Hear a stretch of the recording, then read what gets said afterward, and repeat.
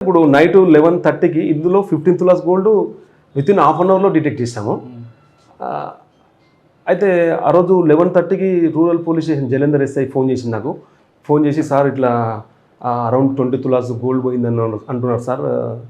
అంటే మళ్ళీ ఏంది బాగా 20 తులాస్ అంటున్నావు అని మళ్ళీ ఒకసారి కొద్దిగా 20 తులాసా అంటే చూడు వీళ్ళందరూ చాలా ఫాల్స్ చెప్తుంటారు, కొంచెం చూడు వాళ్ళు కరెక్ట్ అడుగు, వాళ్ళు ఏంటంటే ఎక్కువ పోతే ఎక్కువ చెప్తే తక్కువ ఇస్తుంటారు, కొంచెం చూడు నువ్వు వెళ్ళి ఫస్ట్ అయితే కంప్లైంట్ తీసుకొని పోయి నువ్వు మాట్లాడితే వాళ్ళు కొంచెం క్వశ్చనరీలోనే తెలుస్తుంది పోయిందా లేదా అనేది. మళ్ళీ ఏం చెప్పారంటే స్పెషల్గా ఇంటికి ఏం డ్యామేజ్ లేదు సార్, ఇల్లు లాక్ బ్రేక్ కాలేదు, బీరువా బ్రేక్ కాలేదు, కానీ 20 తులాస్ గోల్డ్ పోయింది అంటాడు. అరే ఇదెట్లా జలంధర్, అది ఫాల్స్ ఉంటుంది చూడు, నువ్వు అట్లా ఉండదు ఫాల్స్ ఉంటుంది అని చెప్పాను. చెప్తే లేదు సార్ పోయి ఒక హాఫ్ అన్ అవర్ తర్వాత నైట్ అప్పటికి 11:30 అవుతుంది. 11:30 అవుతుంటే నేను వస్తాను నువ్వైతే వెళ్ళంటే వెళ్ళాడు. చూసి మళ్ళీ ఫోన్ చేశాను హాఫ్ అన్ అవర్కి. నాకు ఇదే టెన్షన్ ఉంది ఇంకా, అదే ఇది పోయిందా పోలేదా ఇట్లా.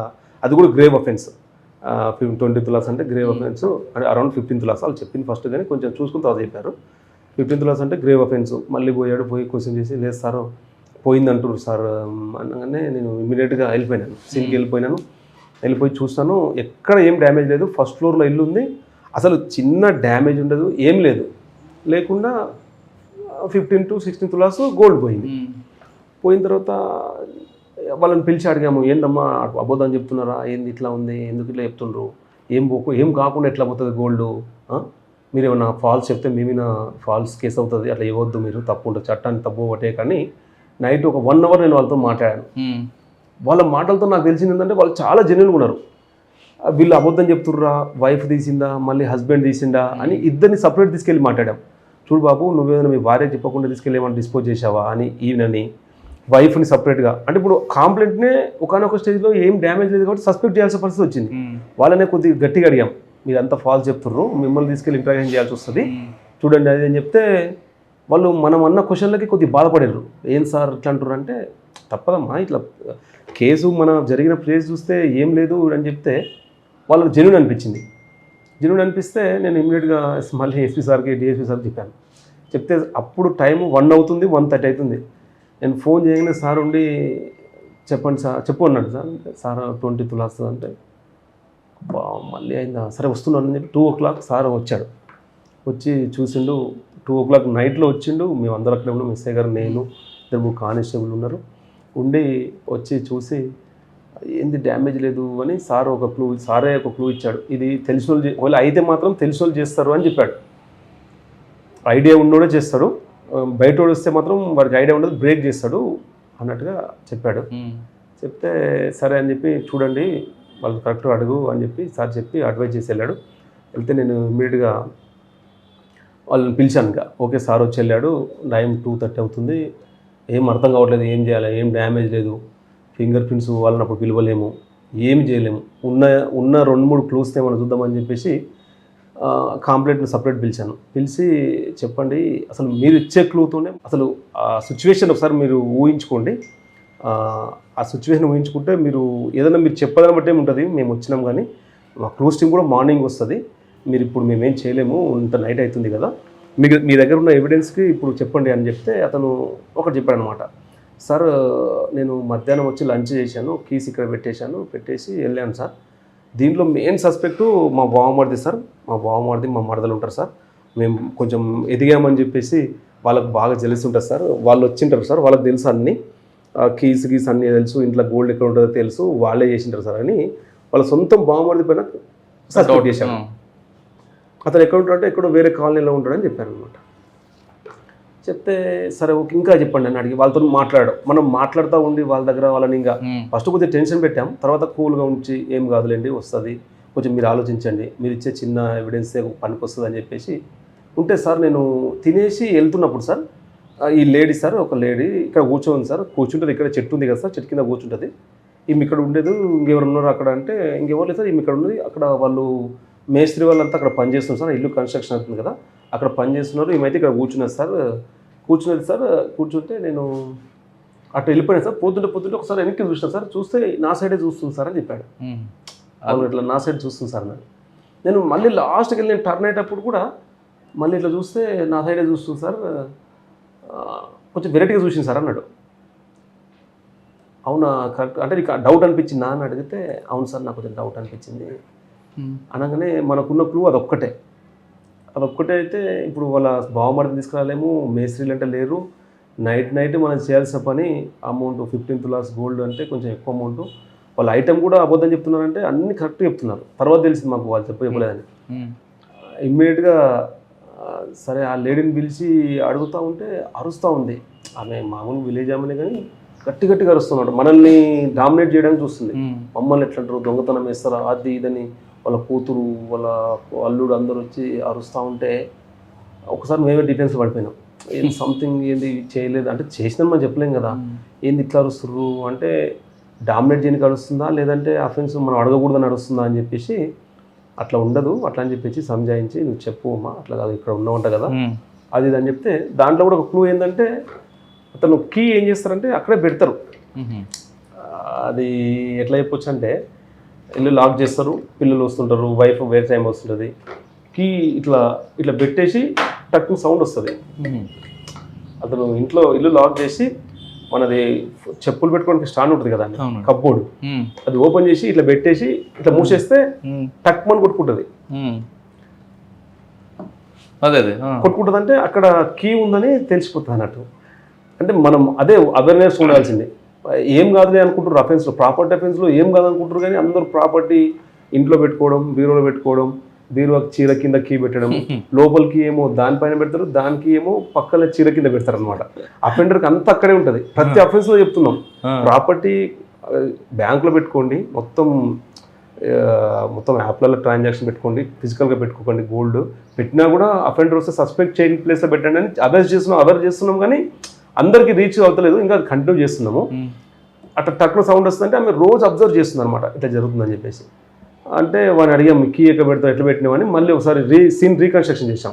సరే ఇట్లా అతను తీసుకొచ్చాం, కొంచెం డౌట్ రాగానే మళ్ళీ కంప్లైంట్ తీసుకొచ్చి ఎట్లా చేసినావు చెప్పు అని రీకన్స్ట్రక్షన్ చేసి ఇట్లా అయింది సార్, ఇట్లా వచ్చినాను, ఇక్కడ పెట్టినాను, ఇట్లా పోతున్నాను, ఇట్లా అయితే ఇట్లా వెళ్ళిపోగానే ఇట్లా అయింది సార్. సాయంత్రం వచ్చి చూస్తే ఈవినింగ్ వచ్చి చూస్తే ఏం డౌట్ లేదు, మామూలు క్యాజువల్గా తిన్నారు. లేట్ ఎందుకు అయిందంటే నైట్ 11-12 అయింది, అఫెన్స్ ఏమో 3:30కి అయింది.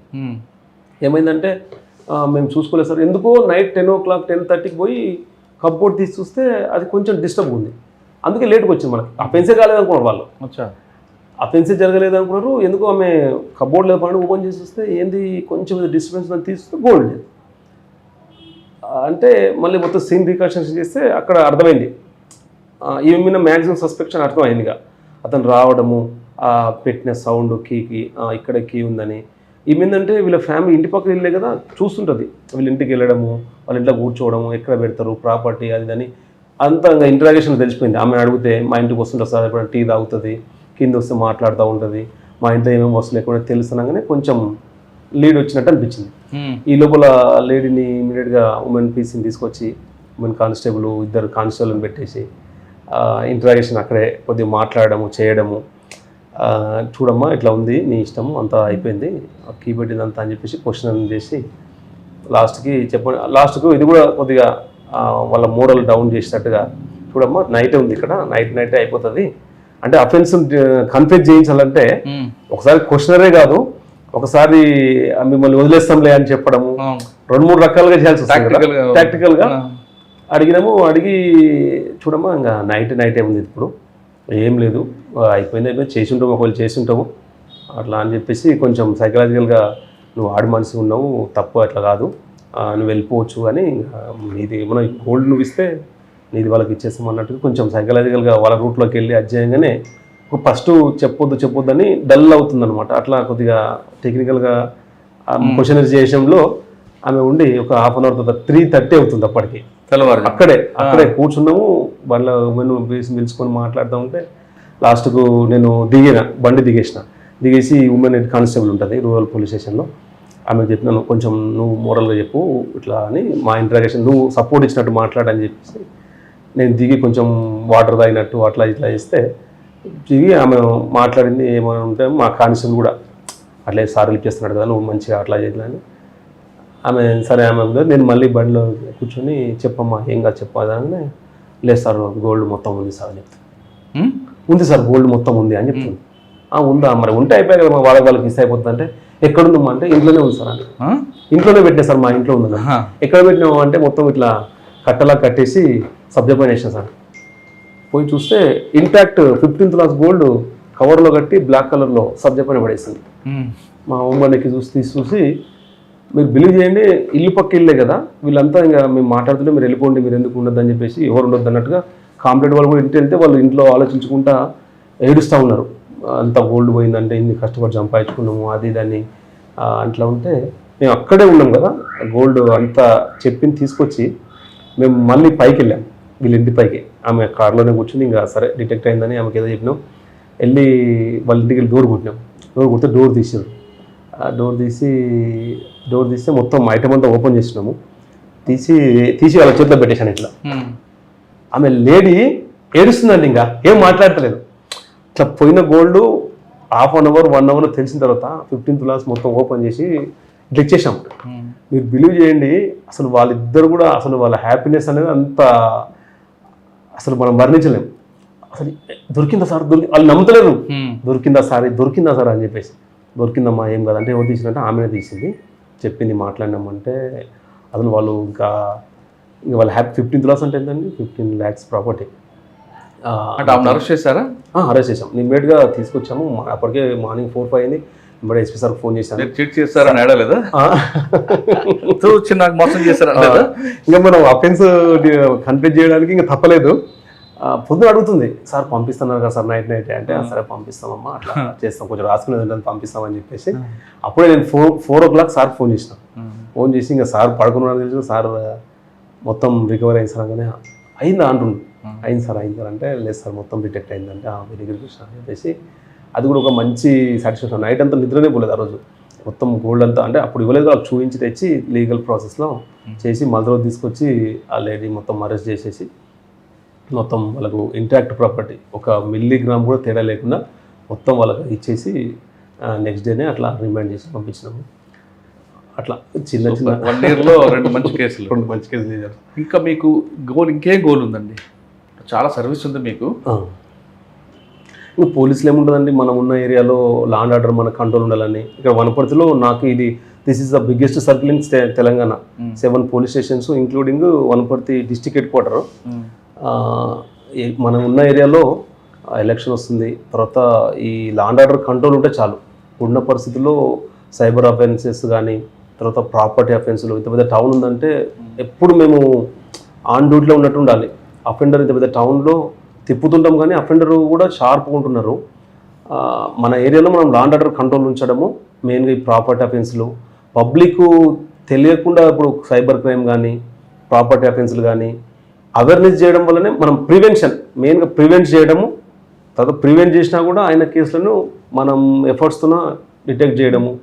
తర్వాత ఇంకా other law and order issues కాకుండా అందరితో మంచి ర్యాపో మెయింటైన్ చేస్తూ పబ్లిక్ రిలేషను అంతా మెయింటైన్ చేస్తూ లా అండ్ ఆర్డర్ కంట్రోల్ ఉంచడం మెయిన్ మా డ్యూటీ ఉంటుంది. ప్రివెన్షన్ చేయాలి, తర్వాత ఒకవేళ అఫెన్స్ జరిగితే దాన్ని డిటెక్ట్ చేయాలి. అప్పుడు ఇంకా మాకు ఎలాంటి ప్రాబ్లం ఉండదు. అది చేయడమే నా ఉద్దేశము. ఇంకా ఇట్లాంటి ఛాలెంజింగ్ కేసెస్ ఏమైనా వస్తే ఫుల్ ఫ్లెడ్జ్డ్గా ఎఫర్ట్స్ పెట్టేసి అట్లాంటి కేసులు డిటెక్ట్ చేసి నష్టపోయిన వాళ్ళకు రీఫిల్ చేసి వాళ్ళ సాటిస్ఫాక్షన్ చూసి మేము సంతోషపడమే, అంతే. పోలీస్ స్టేషన్కి వచ్చే బాధ్యత పట్ల ఎంపతిగా ఉండాలంటున్నారు డిపార్ట్మెంట్. కరెక్ట్గా అదే ఇంప్లిమెంట్ చేస్తున్నారు కృష్ణ గారు. ఆ వచ్చిన 2 కంప్లైంట్లు కూడా వాళ్ళతో మాట్లాడి వాళ్ళు నా మనుషులు అనే భావంతో ఆయన ఇన్వాల్వ్ అయ్యారు కాబట్టి ఆ కేసులో ఇన్వెస్టిగేషన్కి ఎక్కువ ఉత్సాహం చూపించింది. ఒక ప్యాషన్ ఉంది, మరోవైపు ఎంపతి ఉంది. నిజంగా అదే బాధితులు నా ఇంట్లో నా అక్క, చెల్లో, అమ్మ అయితే ఎలాగ నేను రియాక్ట్ అవుతారనే విషయాన్ని ఆయన బాగా పొలికిపుచ్చుకొని ఆ 2 కేసులు బ్రేక్ చేశారు. అంటే ఒక ఆఫీసర్కి ఇన్వెస్టిగేషన్లో ప్యాషన్ ఉండాలి, స్కిల్ ఉండాలి, ఓపిక అన్నిటికీ ఉండాలి. ఈ 3 ఉంటే ఖచ్చితంగా ఆ కేసు బ్రేక్ ఉంటుంది. ప్రతి ఎక్యూజ్డ్ కూడా తెలివిగా అనుకుంటాడు పోలీసులు నన్ను పట్టుకోలేరు అని. కానీ ఆ సంఘటన స్థలంలో మనం రిపీట్గా చూస్తే వాడు ఏదో ఒక విజిటింగ్ కార్డు పడేస్తాడు. ఆ విజిటింగ్ కార్డు తీయడమే పోలీస్ ఆఫీసర్ యొక్క స్కిల్. అది ఒకసారి ఇన్వెస్టిగేషన్లో ఆ విజిటింగ్ కార్డు దొరికిందంటే కేసు బ్రేక్ త్రూ అనేది చాలా సింపుల్. అది ఆ టాలెంట్ని కంప్లీట్గా నేర్చుకున్నారు ఎం కృష్ణ. బహుశా ట్రైనింగ్తో పాటు వాళ్ళ నాన్నగారు కూడా పోలీస్ కానిస్టేబుల్ కాబట్టి గతంలో ఆయన చేసినవన్నీ కూడా చెప్పడం ఈయనకు ఒక ప్లస్ అయినట్టుంది. ఒక బెస్ట్ ఇన్వెస్టిగేషన్ ఆఫీసర్ అయ్యారు. వనపర్తి కాదు, ఇకపై కూడా ఎటువంటి సంఘటన జరిగిన మంచి కేసులు అవుతాయని మనం భావిద్దాం. ఇప్పుడు ఈ సెకండ్ కేసులో చేశాను కానీ ఫస్ట్ కేసులో అసలు ఎస్పీ సారు, డిఎస్పీ సారు, ఇద్దరు DSP sir, DCRB DSP sir, తర్వాత ఎస్ఐలు, సిఐలు, ముగ్గురు సిఐలు, ఒక 15 మంది ఎస్ఐలు, ఒక 20 మంది కానిస్టేబుల్స్, అందరూ అసలు అప్పుడు ర్యాంక్తో సంబంధం లేదు. వీళ్ళందరూ కలిసి మా పైన మా బాస్ ఉండి మేమంతా కింద ఉండి అక్కడ నుంచి ఇన్స్ట్రక్షన్స్ వస్తుంటే ఆ ర్యాంక్ మర్చిపోయి మా డిస్కషను, ఎవరు టీం వర్క్, అసలు టీం వర్క్ చేయడం వల్ల అందరి అభిప్రాయాలు తీసుకుంటే అంత కలవడం వల్లనే అది డిటెక్ట్ అయిపోయింది. అసలు అది ఒక్కరం ఉంటే మనకు ఆ ప్యానిక్లో నాకే మైండ్ పనిచేయదు. ఒక కానిస్టేబుల్ కొంచెం ఫ్రీ మైండ్ ఉంటారు కాబట్టి అట్లా అందరు కలిసి ఉంటేనే అసలు ఆ రోజు అందరు కలిసి పోవడం వల్లనే ఆ ధైర్యంతోనే డిటెక్ట్ అయిపోయింది అసలు అది. మర్డర్ ఫర్ గెయిన్ల కేసులో కూడా ఇది నా ఒక్క వర్కర్ కాదు, టీం వర్క్ అని ఆయన ఒప్పుకుంటున్నారు. సాధారణంగా కొంతమంది ఆఫీసర్లు మంచి అయితే నాది, చెడు అయితే కింద వాళ్ళది అంటారు. కానీ ఇతను నాది కాదు, టీం వర్క్ కాబట్టి ఆ కేసు సక్సెస్ అంటారు. ఇకపై కూడా ఎవరైనా ఏ ఆఫీసర్ అయినా ఒక క్రైమ్ జరిగినప్పుడు అందరితో డిస్కస్ చేసి, అంటే ర్యాంక్ సంబంధం లేకుండా చేస్తే కానిస్టేబుల్ కూడా మనకి ఇన్ఫర్మేషన్ ఇచ్చే అవకాశాలు కనిపిస్తాయి. ఇది ఎం కృష్ణ గారితో తింటారు. వచ్చే వారం మరో కేసుతో మళ్ళీ కలుద్దాం. అంతవరకు నమస్తే. Thank you very much. All the best. ఇకపై కూడా మంచి కేసులు చేయాలని కోరుకుంటున్నాను. Thank you.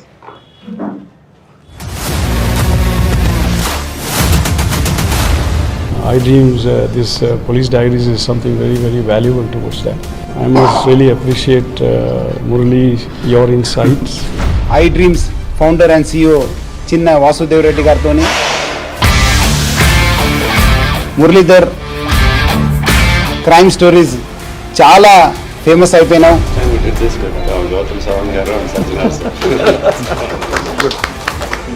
Well done. Congratulate him for doing so well, and I congratulate him, his boss also, for doing so well.